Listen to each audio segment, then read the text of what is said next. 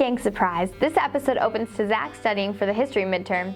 He tells him if he can manage to get at least a B on the test, his dad will take him skiing. Guys, the Zack intro is back. Yeah, this is we so get a Zack jarring. intro.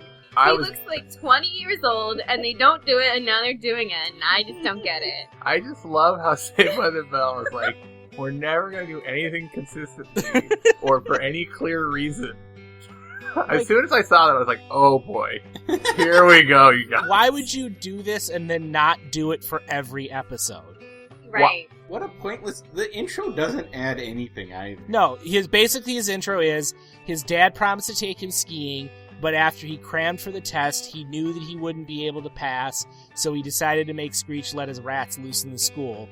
And we pretty much learn all of that in this episode. Like, we did not need that context at all. Then we get the cold open in the cafeteria, where middle school Zack is studying and then explains the premise of the episode that old Zack just explained to us. Right. It's a double intro. And everybody is shocked in the cafeteria. Everybody is shocked that he's studying. And then they all laugh at him when he thinks it's possible he could pull off a B. That's kind of mean, right? It was. I'm like, you're just laughing. They're like, oh, you dullard, you can't do that. And really, a B isn't that tough, right? It's really not. I mean, it might be for Zack. We don't know what his grades are like usually, do we? We know he's good at SATs, yeah. but how are his grades? He can freeze time. You'd think with freezing time you could really cheat on tests. I know, like very well. Like the SATs, definitely. Now, will we be skiing in the aspen or cornfields and cow pastures of Indiana? I hear that John Dender is full of that crap, man. I think it would be easier if you just got another dad. I'm sure many Indianans would laugh at those to the south and east who actually had mountains. But when you're in Indiana, who needs mountains when you can just ski through a series of mounds through Old MacDonald's pig farm? Steepest hill in the Midwest, they say. I believe them. The view from the top gets you excited coming down. That's why I come here. It's too much fun. Miss Bliss tells the class that the team that does the best on her test will win the Miss Bliss Challenge of the 8th grade stars. And as a reward, they will get a sweet new t-shirt and permission to skip class Friday afternoon to get pizza. Oh my god, you guys. She pulls out a t-shirt, and I'm like, why don't we all have these t-shirts? They are purple with yellow lettering that say, I met the Miss Bliss Challenge. And they are magic. If you get them, you get pizza and time travel powers. So my understanding from the last episode is the Miss Bliss Challenge is eating her asshole out. By looking at Miss Bliss midterm advice on the board, it's no wonder why test scores are not above the state standards at JFK Middle School. Seriously, learn important dates? That's like telling students to read Moby Dick or The Great Gatsby and telling them to review literature and review greed to review a day on the open sea. I wondered if Miss Bliss really has the power to just pull kids out of class like that, but whatever. I think so. Is Mr. Belding gonna stop him? Well, who's taking care of the other kids? Yeah, Fuck what them. do the losers do while the winners are at Cosmos having pizza? They didn't Murder. make the Miss Bliss Challenge. Who cares about them? They get to clean up the toilets with Milo, the janitor. Yeah, they get to scrub the floor. During his announcement, Mr. Belding reveals that Miss Bliss has been nominated for the Teacher of the Year award for the School Days magazine. You know, one of those inner-office magazines wrote by teachers who have too much time on their hands. Mr. Belding sees this as an opportunity to gain recognition from both the school and himself as a principal as he tries to pressure her into giving him a thank you in her acceptance speech. That's funny because why is Mr. Belding a ding-dong head giving the announcement at the exact same moment that Miss Bliss? It just goes to show you that egotistical buffoon he is because the award is nothing more than a way to cover up for the next to nothing that he does every day. Zack agreed Screech and his rats to help him postpone the midterm by bribing him with a date with the Zeffirelli twins. Zack thinks that postponing the test will give him more time to study and therefore guaranteeing his ski trip. Aw, obviously Zack, I don't think you thought this through enough because just how a simple infestation that can almost certainly be tamed in a matter of hours is just going to shut the school down. I mean, as long as they're not burrowing through the vent crawl spaces and making babies, what's the problem? Even if the school were delayed, you're aware that exterminators can have this contained in a matter of half a day to a day tops. Sorry, Zack. Eventually you'll have your schemes honed to a fine science, but in this episode, I'm guessing you're having an off day here. Zack, are you okay? Screech sets his rats free. Milo makes it his mission to kill the rats. Then, this act of educational terrorism comes up to the plate with what he calls the Board of Education. I'm guessing that the lack of screen time and usefulness has made Milo gone bye-bye as he looks to tar the living crap out of everyone. Yeah. And he is like fucking awesomely intense about catching these rats. Yeah. And Screech is like, you're just gonna catch and release them, right? He's like, no, I'm gonna catch and murder the shit out of them. That would be awesome if he bashed in a rat's brain right then and there with the bat. While Screech watched. Yeah. He was like, this is worse than when I was on that bus in my underwear. I just wonder, what did Screech think was gonna happen? David, I know. he was too distracted by the thought of Zeffirelli twin Poontang to think That's through true. the full repercussions of this plan. I mean, you're gonna release Blinded rats by in the a school. You're like, Yeah, if they're not somebody coming doesn't out of kill that them, alive. probably kill themselves somehow. You know, they're gonna Right. Yeah. chew on something, get stepped on. I don't know. Fucking Yeah. Mr. Morton's gonna dissect the shit out of him Oh first my chance god. he gets. I'm glad he's not around anymore. A representative from the magazine comes to interview Miss Bliss, but Mr. Belding keeps interrupting. Milo comes in and breaks the news of the rats to Mr. Belding, and he suggests closing down the entire school. Mr. Belding refuses, but saying that his top priority is making sure Miss Bliss wins. Eventually, Milo convinces him, and just like Zack had planned, the school is shut down for a week. However, it isn't all good news for everyone, and Screech can only find one of his rats. Miss Bliss's meeting with the magazine representative is cancelled, causing her to lose the title of Teacher of the Year. She insists that all doors are locked, but we all know her real intentions here. She's really just a sleeper agent from the NBC who used this award as a ruse to kidnap Mr. Belding and his 3 kids and relocate them to new home in California. I'm really sorry. You can't fool us, NBC Central Casting. We're on to you. Why is Belding there? He's not an educational authority on anything at this point, and thankfully Milo comes in to end what a very painful dialogue exchange. Milo then convinces Belding to shut down the school due to rat infestations. Funny, I don't remember a principal having the veto power to shut down entire schools.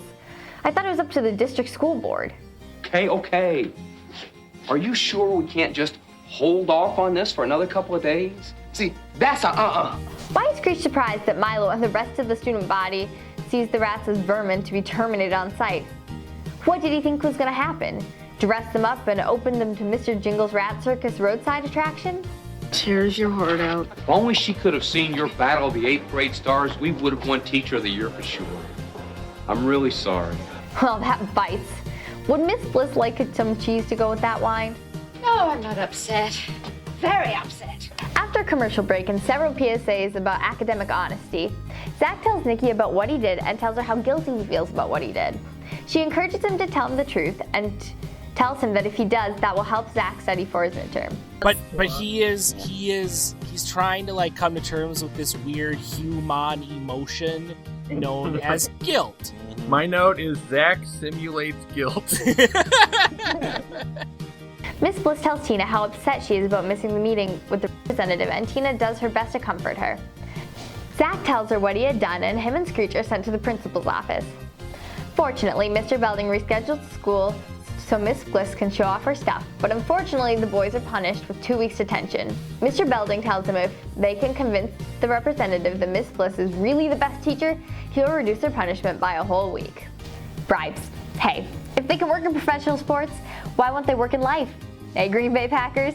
Rodgers running out of options and then going down, and a flag comes down at the end there. Illegal use of hands to the face, defense, number 90. 5-yard penalty from the previous spot. First down. See if he gets him to the face there. Right now, he's on the shoulder pad. He's still on the shoulder pad. I'm trying to figure out, when does he actually put hands to the face there? Of course, an asinine plot is what an asinine plot does. As we cut to Miss Bliss challenge with Miss Bliss cross-dressing in several forms, such as Ulysses S. Grant, Theodore Roosevelt, and her version of Snoopy the dog from the Peanuts pretending to be the Red Baron. He somehow believes that the Pilgrims were our founding fathers.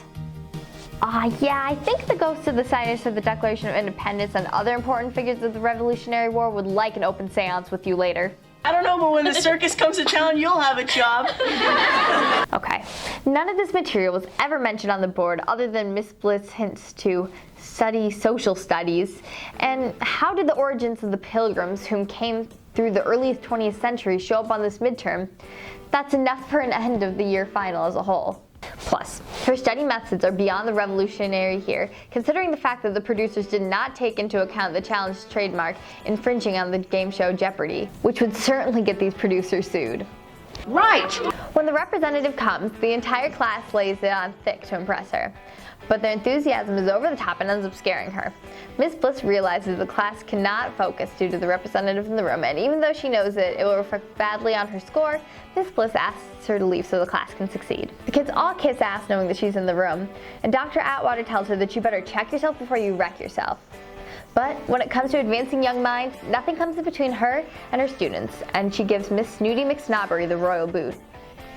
And we also find out that Dr. Atwater doesn't like kids, which is Yeah. part of the whole, like, she's a weird character and I don't get what's going on with her. And what's part of the problem is they make her really weird, and you're not quite sure like what they're going for with her. But then Right. beyond that, she's a character that doesn't need a shtick at all. Not at all. She just needs to be there. Yeah. Yeah, like at one point, Zack tries to be like talk to her like under the din and be like, you know, Miss Bliss is pretty great. She's like, don't ever touch me again. That thing, was so weird. that part when Zack, okay, they're sitting next to each other and Zack touches the lady and she like flinches from him and she like visibly rankles and she starts glaring at him and it's like she's the one person who knows how evil he is. She's really stressed out this whole time as a character and Yeah. I think she feels the evil of JFK High School.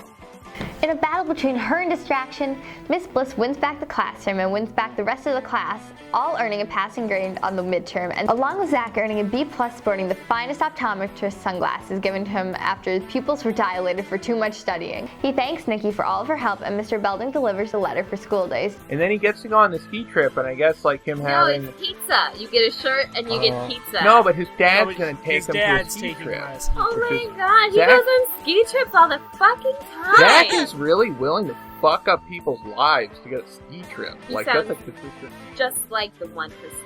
But Oh, yeah, no, clearly I- someone on this writing staff considers a ski trip to be like the pinnacle of time off. It has something for everybody. You can ski at your own pace here. There's nice rolling hills and also challenging terrain.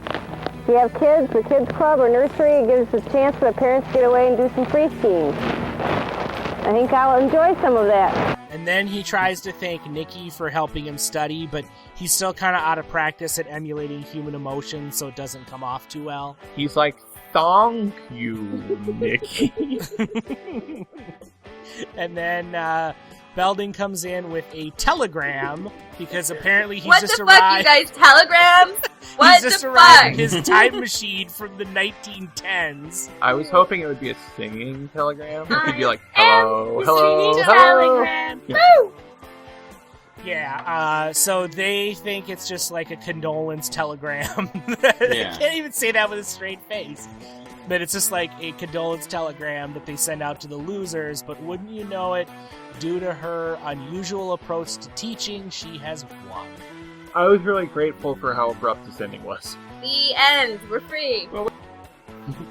And I still just question if, like, running a game show in your class is really that unusual of approach to teaching. I feel like it's, like... I The mean, game show, no, but wearing a beard really would be extra mark. but since when is unusual the rubric of a good teacher? I think teachers you want to be pretty usual, right? Yeah, They don't that's a have to good be in a point. small mold, but you want a routine, you want regularity. Maybe I don't they know if we're ready for this gender question. maybe they appreciated the way that she exposed Mikey's terrible home life. But she didn't help him. I mean, if we're actually gonna be genuine, I for a will second- not. All right, forget it. Okay, go ahead. Yeah, Ryan, do you want to be genuine at this time of night? I just think that a teacher whose students are willing to do this shit to get her recognition. I don't know. I mean, she is a really good teacher. Yeah, Says no, something. I have no problem with her winning this. Like, I mean, we're given so little else to go on to believe that she's not a good teacher, but you can tell that the kids care about her, and I think that is a sign of a good teacher. Also, I think they heard about how she gave up her new car because all the kids bought potatoes. Yeah. And how she stopped humping Zach's dad because Zach didn't like it. I know, And she gave up a and car. her ass tasted really good. These are all the parts of the essay that's going to show up in that one-page newspaper. She gave up a car. She gave up some sweet new rap stick. And she always be giving up that. Hey. So She Zach, keeps it fresh and tidy too, you know. Yeah, she do. her bum. So Yes, you do. Zach's dad definitely ate Miss Bliss's ass. Yes, delightfully.